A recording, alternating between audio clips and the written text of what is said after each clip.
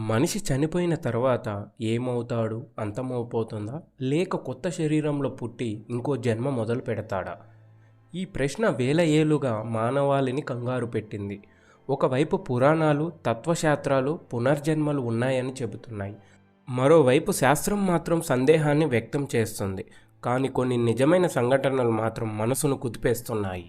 భారతీయ సంస్కృతంలో పునర్జన్మ భావన చాలా పురాతనమైనది. భగవద్గీతలో శ్రీకృష్ణుడు ఇలా చెబుతాడు, ఆశంసి జీర్ణాన్ని యథా విహాయ నవరాన్ని గృహణాంతి నరోపరాన్ని.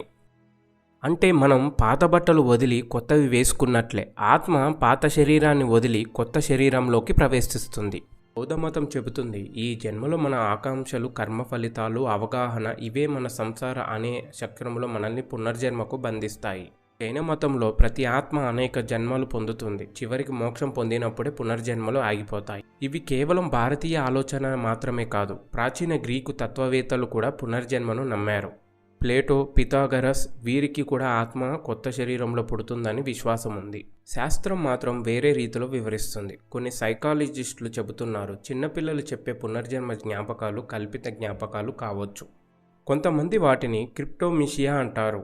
అంటే చిన్ననాటి అనుభవాలు, ఇతరుల మాటలను మనసు కలిపి అవి పునర్జన్మ జ్ఞాపకాలుగా అనిపిస్తాయి. కానీ ఒక శాస్త్రవేత్త మాత్రం ఈ విషయాన్ని సీరియస్గా పరిశోధించాడు. అతనే డాక్టర్ ఇయాన్ స్టీవెన్సన్.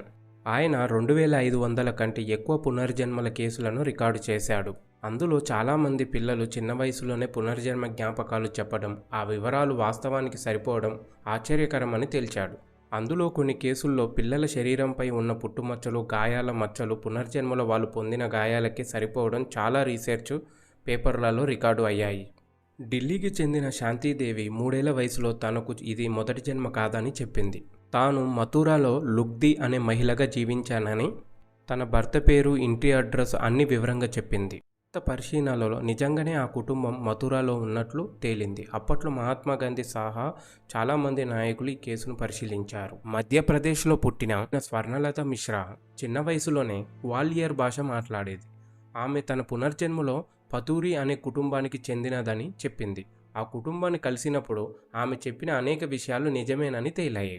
అమెరికాలో జేమ్స్ లినింగర్ అనే చిన్నవాడు 2 ఏళ్ల వయసులో విమానాలను గురించి చెప్పడం మొదలుపెట్టాడు. అతను WWIIలో యుద్ధ పైలట్గా చనిపోయానని చెప్పాడు.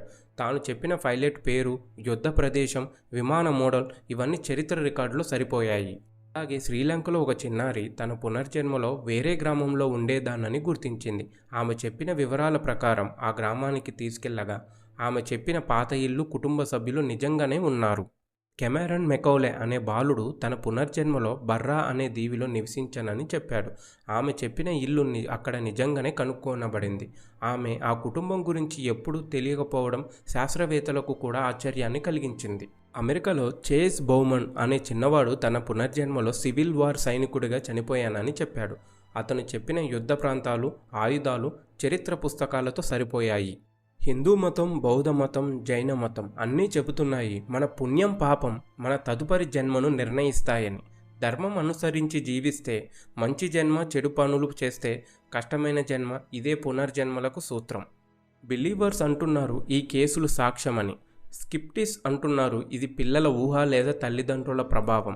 సైన్స్ ఇంకా స్పష్టమైన సమాధానం ఇవ్వలేకపోయినా ఈ కేసులు మాత్రం మిస్టరీగానే నిలిచాయి. ఈ కారణంగానే పునర్జన్మల మీద చర్చ నేటి కాలంలో కూడా కొనసాగుతుంది.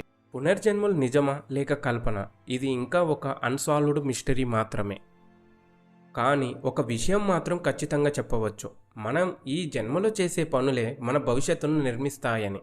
మంచి ఆలోచన, మంచి జీవితం, మంచి పనులు ఇవే మనకి జన్మలోనూ వచ్చే జన్మలోనూ నిజమైన సంపద. మీరు పునర్జన్మను నమ్ముతారా? కామెంట్స్లో చెప్పండి. ఇలాంటి మిస్టరీ తెలుసుకోవడానికి సబ్స్క్రైబ్ చేయండి.